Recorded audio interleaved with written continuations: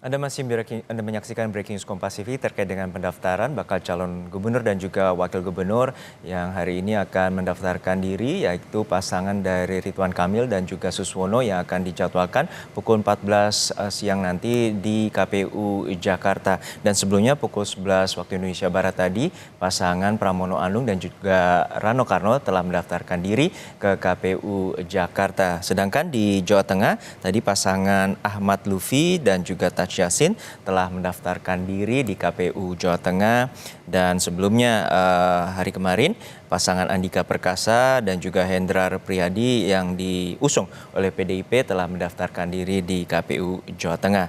Sedangkan hari ini juga di KPU Jawa Timur, pasangan Khofifah Indar Parawansa Emil Dardak juga telah mendaftarkan diri sebagai bakal cagup dan bacawagub di KPU Jawa Timur. Kami masih terhubung dengan pengamat politik Lingkar Madani, Mas Rey Rengkuti. Mas Rey, untuk Jakarta sendiri ini secara matematis pasangan dari RK dan juga Suswono ini mendapatkan mesin partai yang sangat banyak dari Koalisi Indonesia Maju Plus atau KIM Plus. Sedangkan PDIP sendirian dalam tanda petik mengusung pasangan dari Pramono Anung dan Rano Karno. Seperti apa Anda melihat kontestasi terutama mesin partai yang bergerak? Kalau tadi kita segmen sebelumnya berbicara terkait dengan figur, saat ini bagaimana mesin parpol dapat bergerak untuk kontestasi Pilkada Jakarta?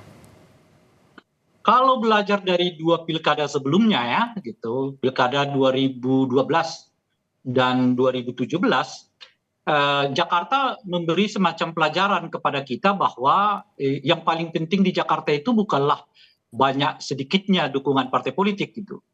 Nah, misalnya ketika Pak Jokowi menang dahulu, dia didukung oleh sedikit partai dibandingkan misalnya kompetitornya, dalam hal ini Pak Fauzi Bowo yang didukung mayoritas partai di Jakarta, tapi akhirnya kemudian dimenangkan oleh Pak Jokowi gitu ya. 2017 yang lalu pun begitu ya, setidaknya 50-50 antara partai pendukung Pak Joko Pak Anies dengan partai pendukungnya Ahok gitu. Tapi seperti kita ketahui kemudian dimenangkan oleh Anies Baswedan gitu.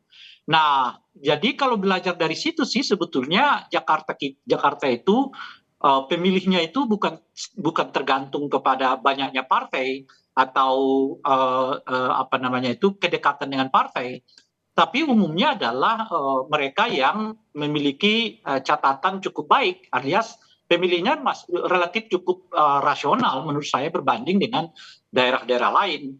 Nah, jadi dengan cara kayak begitu tuh, nah mau tidak mau yang diperjualbelikan itu adalah soal rekam jejak, ya, kapabilitas gitu. Dan untuk dua pasangan ini, ya, baik RK maupun dengan Mas Pram dan Bang Dul, saya kira keduanya memiliki rekam jejak yang cukup berimbang lah ya, cukup kompetitif gitu. RK tentu kita tahu 2 kali wali kota dan sekali gubernur gitu ya. Kemudian Pak Suswono pernah jadi menteri gitu. Nah, hal yang sama terjadi pada pasangannya Mas Pram dengan Bang Dul ya. Mas Pram berkali-kali jadi anggota DPR, ketua DPR, lalu 2 kali menjadi menteri gitu ya. Sementara Bang Dul sendiri adalah mantan wakil gubernur di Banten gitu. Jadi dari segi kapasitas, kapabilitas dan juga rekam jejak gitu ya, saya kira kedua-duanya ya seimbang lah ya, 50-50 gitu.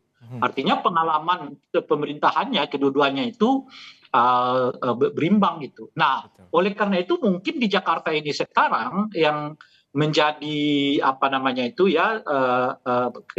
titik tekan keunggulannya bukan lagi pada soal kapasitas, kapabilitas macam-macam itu, tetapi pada nuansa politik, ya itu satu. Yang kedua adalah kedekatan-kedekatan yang bersifat personal gitu ya. Nah, yang ketiga tentu saja program-program yang mungkin dijanjikan kepada masyarakat. Nah, kalau berbicara pada wilayah ini gitu, nah di situ saya sebut itu pasangan Mas Pram dengan Bang Dul ini boleh jadi masih lebih kuat gitu. Karena itu tadi kan Mas Pram, Bang Dul tuh bisa diasosiasikan dengan masyarakat Betawi ya kan, dekat dengan, tidak dekat tetapi tidak ada halangan berkomunikasi misalnya dengan Jackmania gitu ya. dan juga tidak ada halangan untuk berkomunikasi dengan kelompok-kelompok Islam gitu ya. Nah, sementara RK ini memiliki dua hal ini tidak dimilikinya sama sekali gitu ya. Pertama adalah ya, tidak terasosiasi dengan warga Betawi gitu ya. Yang kedua adalah beliau memiliki apa namanya hubungan yang tidak terlalu harmonis dengan Jackmania gitu ya.